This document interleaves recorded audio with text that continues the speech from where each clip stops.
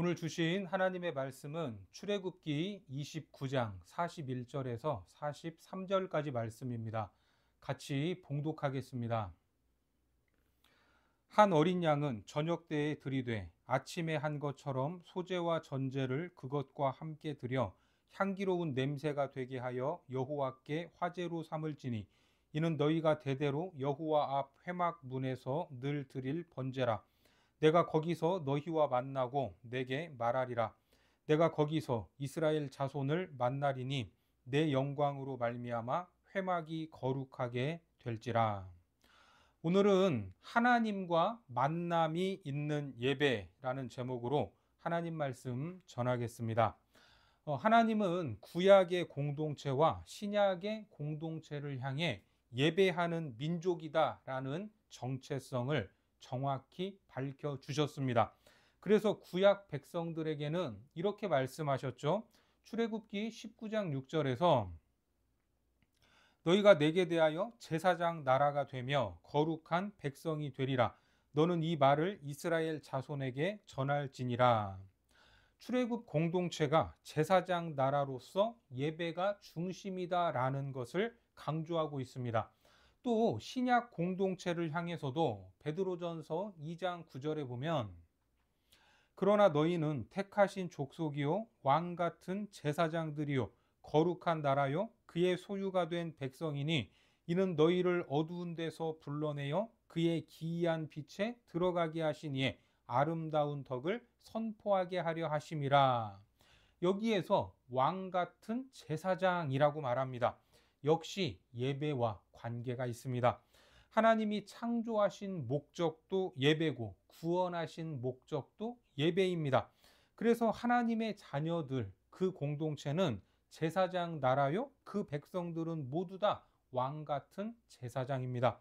특히 예배는 하나님과 생명적인 관계를 유지하는 가장 중요한 수단으로 하나님이 우리에게 원하시는 겁니다.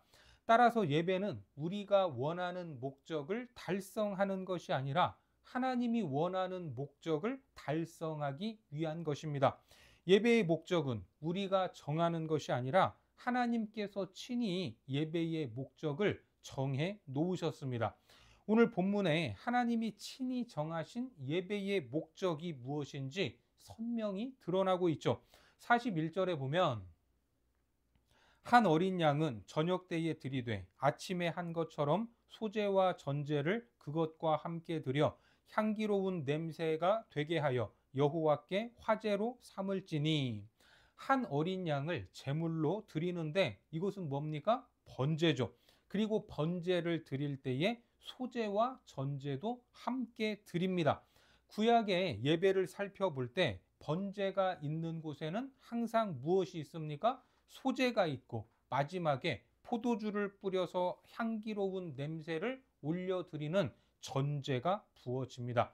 그런데 번제와 소제와 전제를 어떻게 드립니까? 불에 태우는 화제로 드리는 것입니다. 다 태워서 드리는 목적이 무엇일까? 이렇게 제사를 드리는, 이렇게 예배하는 목적은 42절에 보니까 이는 너희가 대대로 여호와 앞 회막 문에서 늘 드릴 번제라. 내가 거기서 너희와 만나고 내게 말하리라. 무엇을 드리라고 합니까? 어린 양의 번제물과 소제 그리고 전제를 드리는데 이것을 화제로 드리고 이 번제와 소제 전제를 화제로 드리는 이 목적은 내가 거기서 너희와 만나고 내게 말하리라. 이것이 바로 목적인 것입니다. 그러니까 이 목적은 하나님이 정하신 것으로 예배의 본질인 것입니다. 43절을 이어서 보겠습니다.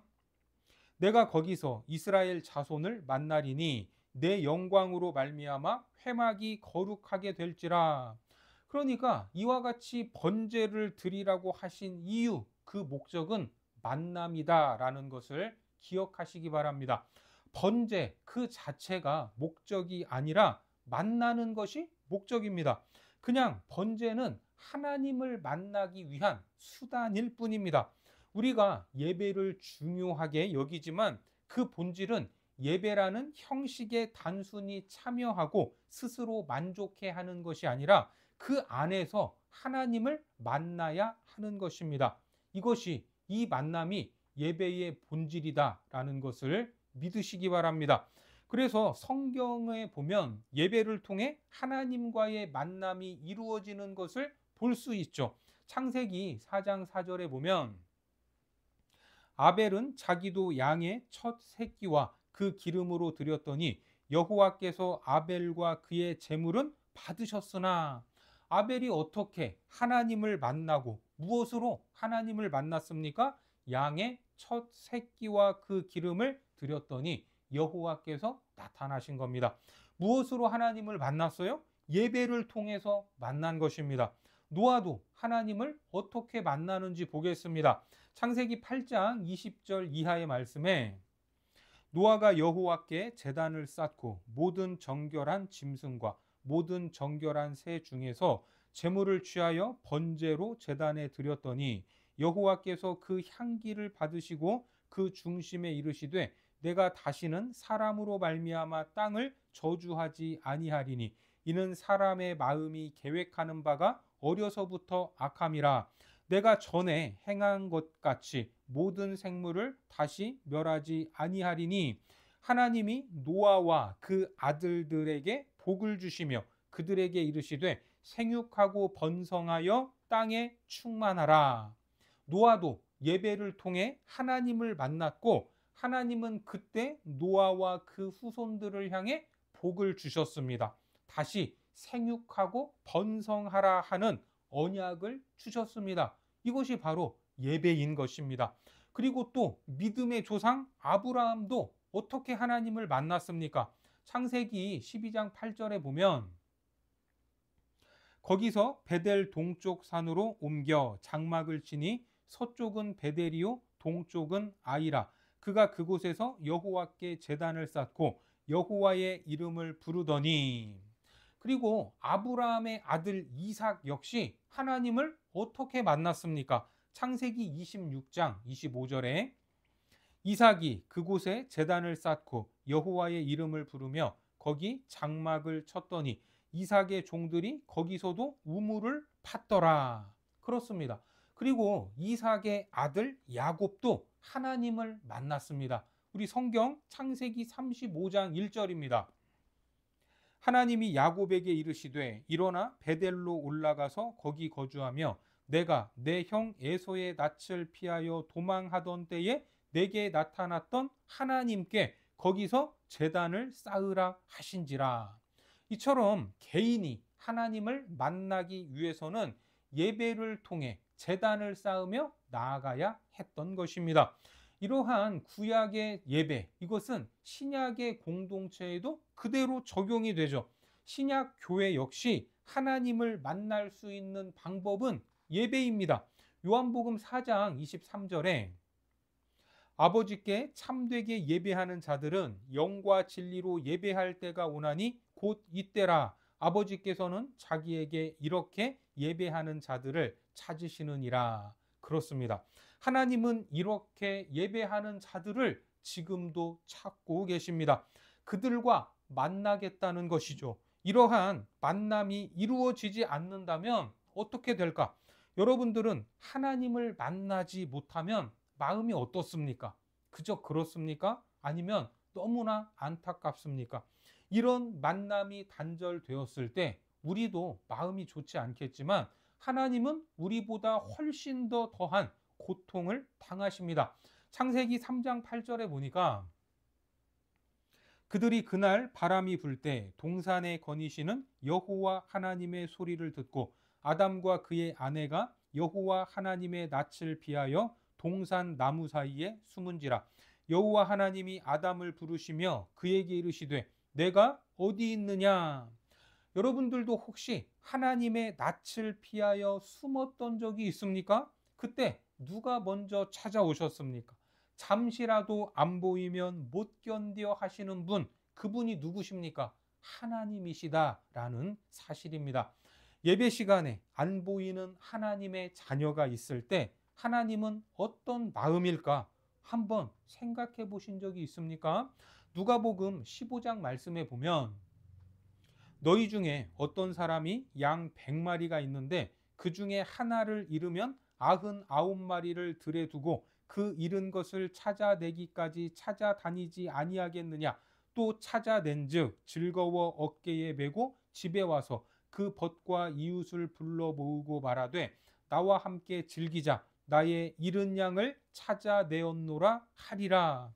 이 말씀을 보면서 이 말씀을 통해 보여주신 하나님의 마음을 느껴야 합니다. 그 잃은 것을 찾아내기까지 찾아다니지 아니하겠느냐.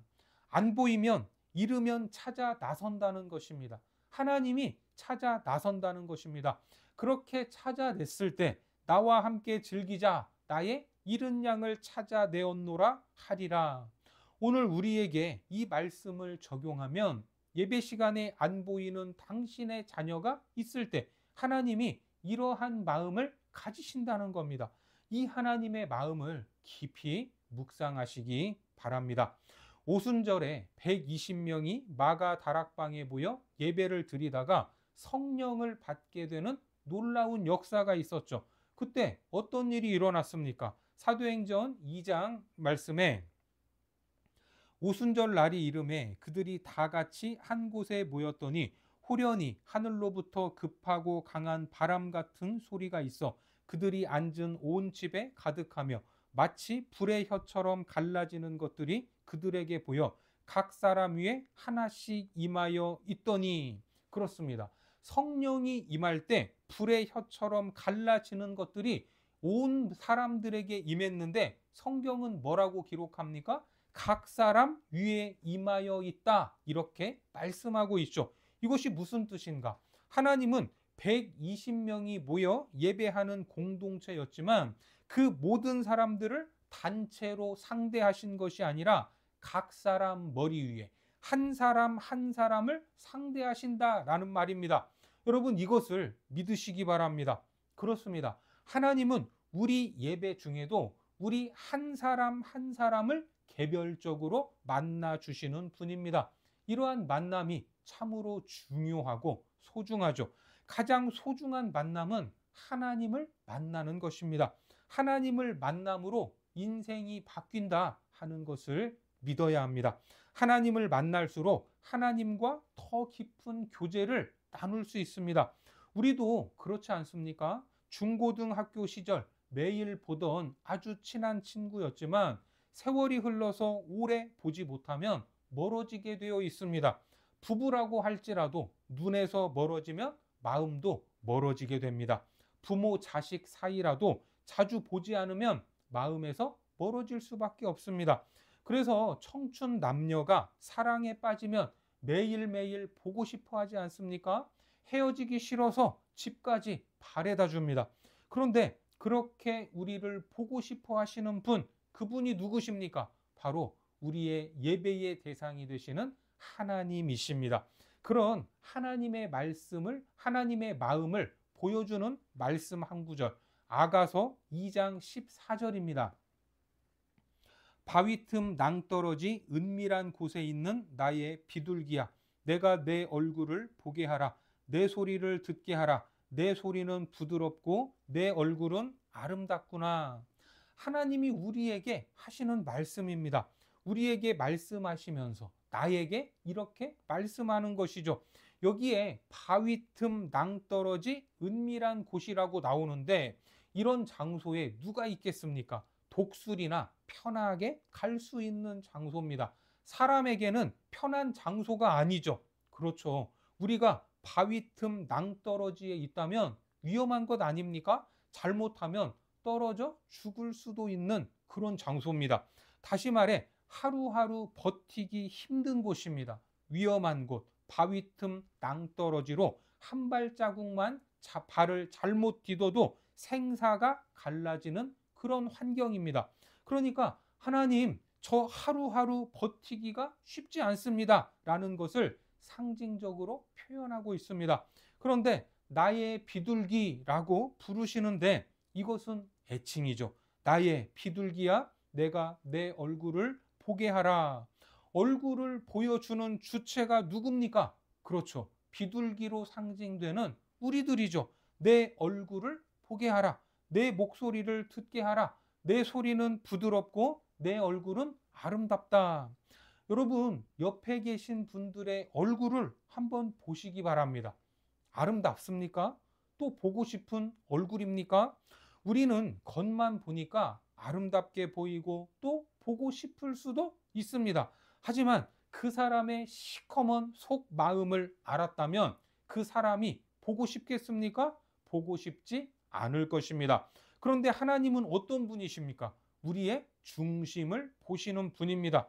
우리가 죄와 허물로 얼룩져 있는 죄악 덩어리인데, 겉과 속이 다른데 하나님 앞에 서면 감히 얼굴도 들 수 없는 존재인데 우리의 얼굴이 아름답다, 이렇게 말씀하십니다. 여러분, 뭔가 잘못된 것 같지 않습니까? 그런데 그렇지 않습니다. 이 말씀의 진짜 의미는 하나님의 사랑인 것입니다. 그 사랑이 우리의 모든 허물을 덮어주는 것입니다. 하나님이 사랑의 눈으로 우리들을 바라보실 때에 네 얼굴은 참으로 아름답구나, 네 목소리는 정말 부드럽구나, 이렇게 표현하고 계시는 겁니다. 이 말씀을 통해서 하나님이 얼마나 우리를 보고 싶어 하는지 알 수 있습니다. 우리를 이렇게 만나고 싶어 하시는 하나님이 무엇을 만들었습니까? 예배를 만드신 겁니다. 예배는 우리가 아닌 하나님이 디자인하셨고 하나님의 아이디어입니다.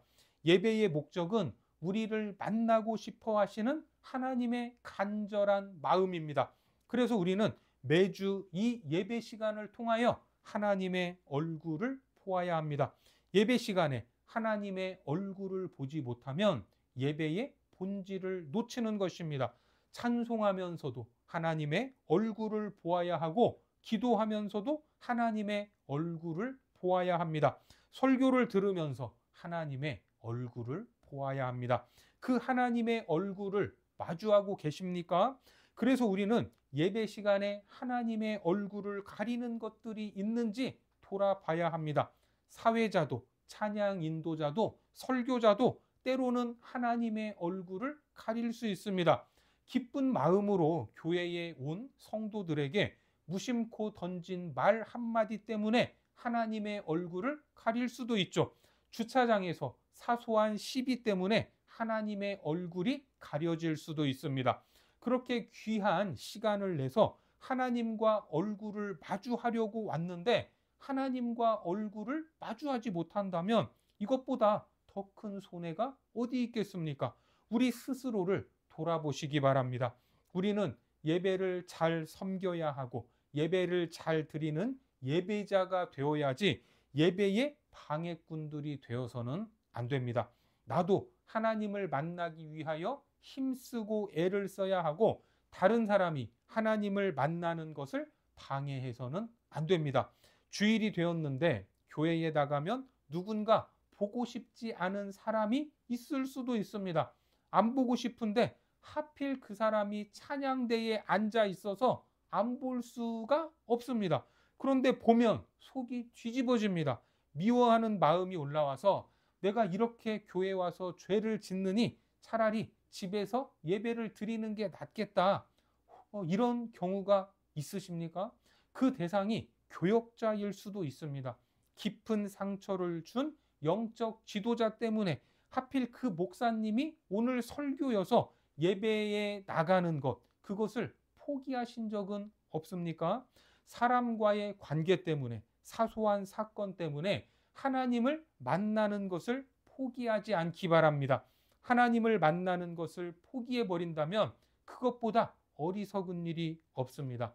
그래서 하나님은 이렇게 말씀하시죠. 이사야 55장 6절 이하의 말씀에 너희는 여호와를 만날 만한 때에 찾으라. 가까이 계실 때에 그를 부르라. 악인은 그의 길을, 불의한 자는 그의 생각을 버리고 여호와께로 돌아오라. 그리하면 그가 긍휼히 여기시리라. 우리 하나님께로 돌아오라. 그가 너그럽게 용서하시리라. 이는 내 생각이 너희의 생각과 다르며 내 길은 너희의 길과 다름이니라. 여호와의 말씀이니라. 이는 하늘이 땅보다 높음같이 내 길은 너희의 길보다 높으며 내 생각은 너희의 생각보다 높음이니라. 그렇습니다. 예배는 생명입니다. 예배는 하나님의 얼굴입니다. 예배는 하나님의 넓으신 품입니다. 우리는 이것을 절대로 놓쳐서는 안 됩니다. 아무리 어두운 밤이라고 하더라도 태양이 떠오르면 모두 밝힐 수 있습니다. 그래서 우리는 우리 영혼의 어두운 그림자를 없애기 위해서 노력하는 것이 아니라 그냥 태양이신 빛이신 하나님과 마주하면 됩니다. 빛이신 하나님을 만나야 합니다. 그러면 내 안에 있는 모든 어두움이 사라질 줄 믿으시기 바랍니다. 아모스 5장 4절 이하의 말씀에 여호와께서 이스라엘 족속에게 이와 같이 말씀하시기를 너희는 나를 찾으라 그리하면 살리라. 베델을 찾지 말며 길갈로 들어가지 말며 부엘세바로도 나아가지 말라. 길갈은 반드시 사로잡히겠고 베델은 비참하게 될 것임이라 하셨나니 너희는 여호와를 찾으라 그리하면 살리라. 그렇지 않으면 그가 불같이 요셉의 집에 임하여 멸하시리니 베델에서 그 불들을 끌 자가 없으리라. 그렇습니다. 여호와를 찾으시기 바랍니다. 예배를 통해 하나님을 만나야 합니다. 나보다 더 사랑하시는 주님의 눈동자와 맞추는 시간, 그 시간이 바로 예배입니다. 나를 사랑하신 그분의 마음을 만나는 시간이 예배입니다. 예배의 승리자가 되시기 바랍니다. 주일날 예배 시간에 주님의 얼굴을 봐야 합니다. 예배에 처음부터 끝까지 참석해 있어도 그날 하나님을 만나지 못하면 예배의 본질을 놓치는 것입니다. 그래서 예배를 위해서 기도해야 합니다. 기도로 준비해야 되는 것입니다. 우리는 교역자와 눈도장을 찍기 위해서 예배에 나오고 직분자니까 어쩔 수 없이 예배에 나오고 습관적으로 주일이 되었으니까 예배에 나오는 것이 아닙니다. 하나님의 얼굴을 보기 위해 예배에 오는 것입니다. 예배 시간마다 하나님을 만나면 세상이 아무리 어렵다고 할지라도 이길 수 있습니다. 이런저런 문제와 견디지 못할 상황 속에서도 이 예배를 통해 하나님을 만나고 그분의 말씀을 통해 답을 얻고 가면 되는 것입니다. 본문 43절을 보겠습니다. 내가 거기서 이스라엘 자손을 만나리니 내 영광으로 말미암아 회막이 거룩하게 될지라. 우리를 만나 주시는 하나님, 그분의 영광으로 인해 우리 교회와 여러분들의 삶이 더 거룩해지고 풍성한 은혜가 넘치기를 주님의 이름으로 축복합니다. 기도하겠습니다.